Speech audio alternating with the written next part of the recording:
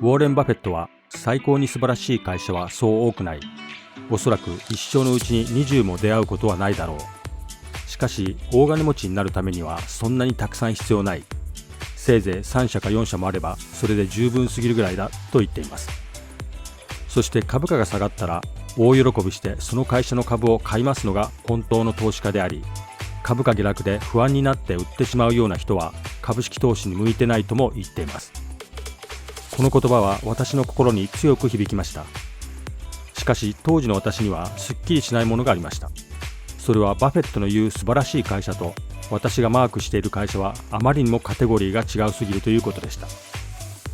今でこそバフェットはアップルやアマゾンという IT 企業に投資していますが、利益を出していなかったテスラに投資するなどはどう考えてもありえないことでした。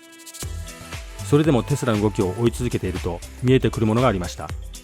それはテスラが重要なマイルストーンを一歩一歩確実に達成しているということです。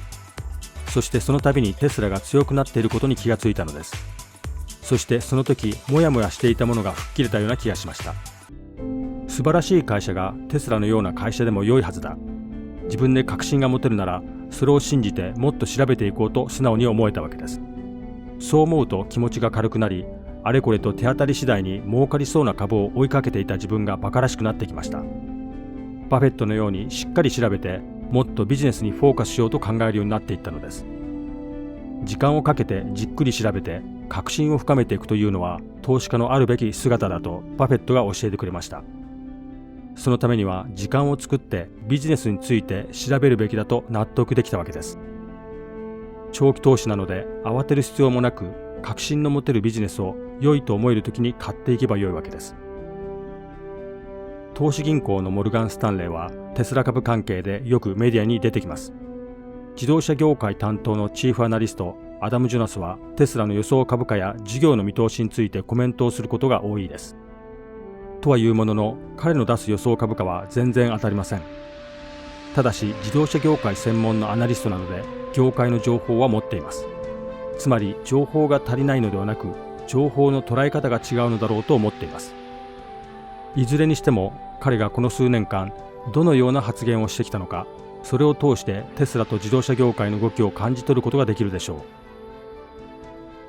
う。2019年5月にアダム・ジョナスはテスラの最悪のケースとして予想株価を10ドル、分割後に換算するとなんと2ドルとしました。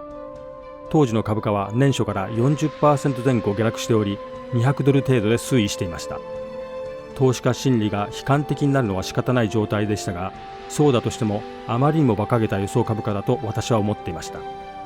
しかしもし彼の予想通りに10ドル以下に下がっていたら1万株くらいは購入していたことでしょう。ではアダムの予想株価に対してメディアはどのような反応をしたのでしょうか。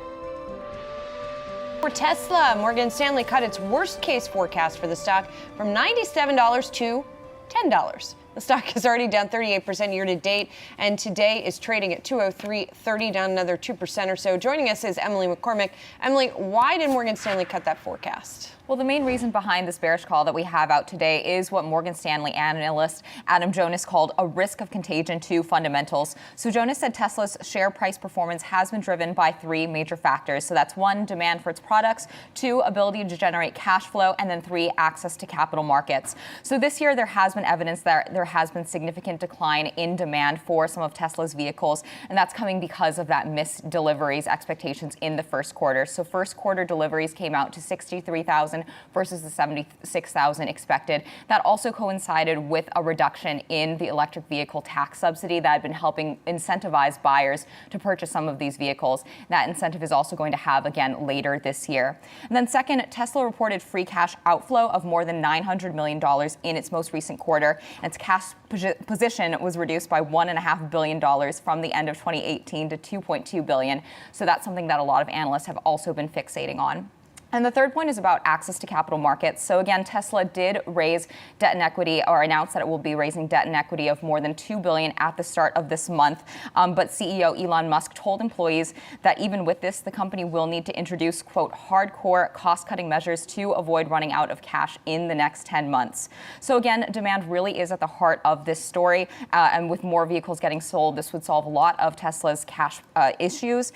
But what Jonas said is that tapping into new demand could require supplier, aggressively expanding into the Chinese domestic market, lower price SUVs, and logistics and mobility fleets.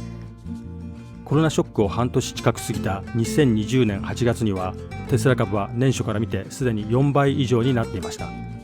アダムのテスラに対する理解は深まったのか、部分的には評価できるように感じました。彼はバッテリーが鍵になることに注目しています。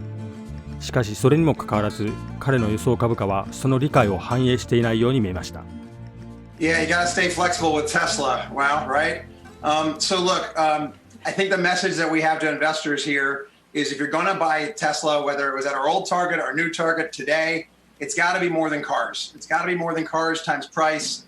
And the neural pathways we're trying to open up for our clients are on battery supply and on software as a service. In this piece, we found $60 billion. Clearly not enough to get to the price today, but we found $60 billion by working with our tech colleagues in Asia on the idea of Tesla announcing technologies that put them in position to be a large, if not dominant, third-party battery supplier. Okay, the battery is not mature. This is an arms race. It's an arms race for talent. And amongst all of Elon's benefits that he has right now, the one that's probably the most valuable and the one that's on display here, folks, is that the best people in the world want to work for Elon. The best people in batteries, chemistry, software, rockets, you name it. They don't want to work for some conglomerate in a traditional kind of 1970s oriented, little bit by bit evolutionary. They want to put their skills to work to just go completely, take it up a notch in 1-2 orders of magnitude. That's what we wanted to, that message that we wanted to give Tesla some value for ahead of the 22nd of September. アダムは2021年になるとポートフォリオにはテスラ株を保有すべきだというようになりました。なぜそうなのか、彼の発言を聞いてみたいと思います。Oh, look, Tesla, we just think it's a must own here. And I say that because we frequently speak with investors that say, Adam, I want to put together a long-term EV or AV exposed portfolio, but I'll never own Tesla. And we kind of take a deep breath and say, well, then you run the risk of not owning the company that could make all the other stuff you do own obsolete. And so while we do have better ideas in our recommendations for EV and AV exposure than Tesla, one of our most important messages to investor is that you still have to own Tesla as a bit of insurance due to their leadership and ability to attract and importantly to deploy capital. And I think the next year or two, you're going to see them really dial that up as they become an infrastructure company drafting on all these projects and infrastructure bills all over the world. Adam, just to be clear, good morning, it's Guy. You're not saying that you shouldn't own other EV companies. You're just saying that Tesla needs to be part of the mix in terms of the portfolio that you're putting together. Yes, that, but also that due to the fact that Tesla has zero internal combustion entanglement and is in a position during an arms race type of, forces to attract capital and talent, perhaps more efficiently, more advantageously, without having to defend any of the melting ice. That is something we think is underestimated. So sure, there's lots of legacy companies. They're all, if you listen to what they're saying, they all sound like they're Tesla. And in many ways, they're frankly obsessed with Tesla. They would, if you listen to 30 seconds of a Volkswagen or GM, or you'd think they didn't sell any internal combustion cars. And it turns out they sell 98% of their revenues for ICE. We think that there's great potential, and for Volkswagen and for many other legacy OEMs, the value of their EV assets may still be potentially very, very undervalued by investors. The thing that we think is being ignored is the 98% of their revenues that's coming from ICE may be dramatically overvalued. Guy, we're running scenarios where the value of ICE is massively negative. And so these auto companies have the burden of managing out this asbestos-like, toxic tort-like, tobacco-like liability and still being able to attract ESG money to be an EV winner. And we think that that is going to prove, it's going to force these companies into these uncomfortable but necessary strategic outcomes. But it's not like everyone's owning an EV tomorrow. I mean, it's the same thing with the oil and gas industry. It's not like tomorrow no one uses coal or oil anymore. it's not about tomorrow. And I think that the investors we engage with understand this will take decades to see through. And analogies to the rollout of the electric utility grid, candles didn't just collapse overnight. Horse and carriage shared the road with the automobile for 20 years plus. Fixed wing aircraft and dirigibles were in the skies at the same time. So it's just that what the market sees and knows is happening, those are the bets that are being made today. We think that Volkswagen, obviously, as a national champion and one of Germany's largest private employers, they're going to make a run at EVs and they'll have some degree of success. We don't doubt that. So you could say that Elon might be annoyed or a little, distracted by Volkswagen. But what we think he's really focused on are the Apples and that genre. Those are the ones that can really, really get a big chunk of the market globally and in the U.S. So we think that those a risk to Tesla. The two risks are mega tech getting into transportation and being able to do things that Tesla does and even more, right? Because they can attach to their ecosystem. And then the other concern, which Guy brought up, is, and it's not really to single out China or even Tesla, but we think as the automobile becomes a transport utility like telecom and electricity, you'll see national champions and national security walls going up where this industry isn't global anymore, and it's not right to have a U.S. private company taking people around in the streets of Wuhan. 今回彼は他の自動車メーカーの反応を交えてテスラのギガプレスについてコメントしています。そこからテスラと他の大手メーカーとの位置関係が見えてきます。また日本では有名人などが自動車の電動化は日本車潰しだと真面目に発言していますが、これに関して私はナンセンスだと考えています。むしろ見方によっては EV の推進によって欧米自動車メーカーの方が日本車メーカーよりももっと厳しい状態に置かれているからです。例えばテスラから炭素クレジットを最も多く購入しているのは欧米の自動車メーカーが合併してできたステランティスです。少し前まではフィアットクライスラーと呼ばれていた企業です。この企業は30万人近い従業員を抱えており、売れる電気自動車を大量に作る余力はありません。電動化の推進を加速すれば日本車が潰れる前に欧米で多くの雇用が失われることになります。昨年末ステランティスの CEO はこれ以上の EV 推進は自動車メーカーの限界を超えてしまうと悲鳴を上げたことが報道されています。そういった欧米メーカーがテスラに対してどのような反応を示しているのか垣間見ることができます。Among the items that you think the market is underestimating, Adam, is manufacturing and scale, and I feel like they go hand in hand. Are we going to get any sort of glimmers of this, particularly what you mentioned as being the Giga Press, the notion that an entire chassis could be made out of a single piece of material? I mean, that would be incredible. Isn't that bonkers? I mean, that's what this guy wants to do. So while other car companies try to look at ways of how can they use their existing body shop and robots and line, they look at something like Giga Press and they think we can't do anything with it. How did Elon do that? And believe me, they're all tearing down the Model Y and looking at what he's doing with the back half of the chassis and thinking, how does he do the whole thing? Elon can kind of experiment and use each new factory as a chance to optimize automation, vertical integration, and these, really profound things, right? Again, it harkens back to the moving assembly line. We might have already had the Model T moment in electric, but we haven't had the moving assembly line revolution of manufacturing that took the car down to $3,000 in today's dollars from 80. And so Elon is, I think the good judge of whether he's successful is, can you get a car that can go on sale in India?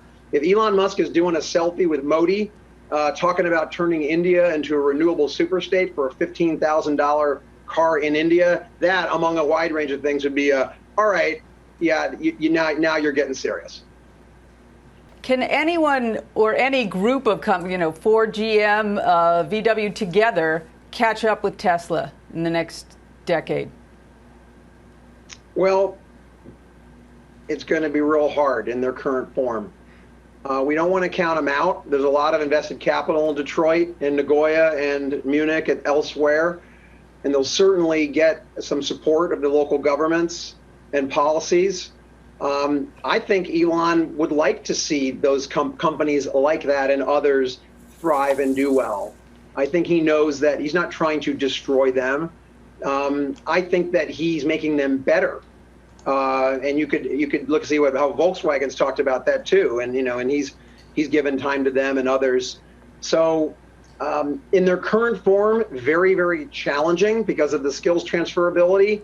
But I think they occupy different risk rewards. I think survival would be a good case, and then something that can keep up with the stock market could be excellent. But if you really want to be a compounder that can have unlimited access to capital and get the best people solving the hardest problems, decarbonization and autonomy, it's very, very tough to hang with Tesla. To this point, no one else, we don't see, to this point, has not happened. テスラのマスタープラン3の中心は大量生産、つまり圧倒的なスケールで規模を拡大することです。これについてアダムは興味深い発言をしています。I also do want to ask you, though, about the Master Plan 3 and specifically about Tesla's battery business. The in-house battery is seen as a potential game changer in the EV industry at large, but of course there's massive challenges in scaling that 4680 cell. Do you think that Musk ultimately pulls it off? And if he does, what does that mean for Tesla? Is that being priced into your target at the moment? Well, if you don't mind, let me flip the question back to you. Can you think of any other tech firm or any firm in the world that has the capability and the scale to re-architect and industrialize a supply chain, which is currently broken? I mean, the current battery supply chain is not secure. It relies on materials that are not sustainable in parts of the world that are contested and not secure, to say the least. If it's not Elon, who else is going to do it? 日本のネット上では地球は温暖化ではなく寒冷化しているとか、石油はいくらでもあるなどの発言が多々見られます。しかし今回のアダムの発言からはそういった考えは一切見られません。むしろ子供たちの未来とテスラの存在を掛け合わせた見方をしているのがよくわかります。I think it's time for your audience to really ask, what kind of future do we want to make for our children and for our country? And this is the time, and I think that the Tesla narrative, Tesla, we've said, is an overvalued auto company, but an undervalued onshore renewable energy infrastructure company. It is time to unleash the arsenal of democracy to control our energy destiny. And we, at Morgan Stanley at least, we struggle to find a name that's better positioned than Tesla to show us the way to do that.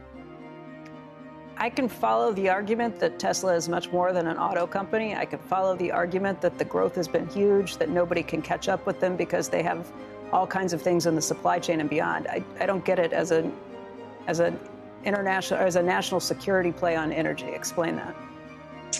So what you can't have your cars, your electric cars that we're buying in this country, 50 to 75% or more of the battery supply chain, China. You think the Department of Energy is sleeping at night? Top priority. Where are we going to get the metals and the materials, and can we control our destiny? So to put numbers on it in terms of how it could translate to $1 trillion Tesla or something like or more, globally, Becky, we have maybe gigawatt hours or a half a terawatt hour of global battery capacity. We need about 30 terawatt hours for stationary storage and for EVs over the next 20 years. We need 60x. Each terawatt hour is $100 billion of CapEx, and then you get a multiple of that of other adjacencies. So we're talking about a decatrillion type opportunity, and you don't need to give Tesla a very big percentage of that. I'm even talking about mining. I wouldn't rule out, do I think Tesla's going to own a mining company? Probably not, Becky, because they don't want the tailings risk.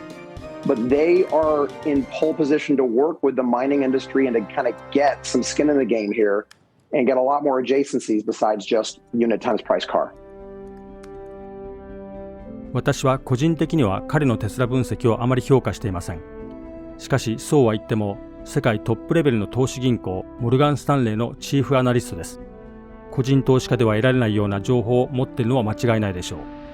ですから彼の発言の流れを追ってみることは決して無駄ではないと思います。皆さんはアダム・ジョナスの発言についてどう思われたでしょうか。ぜひご意見ご感想をお願いいたします。最後までご視聴いただきありがとうございました。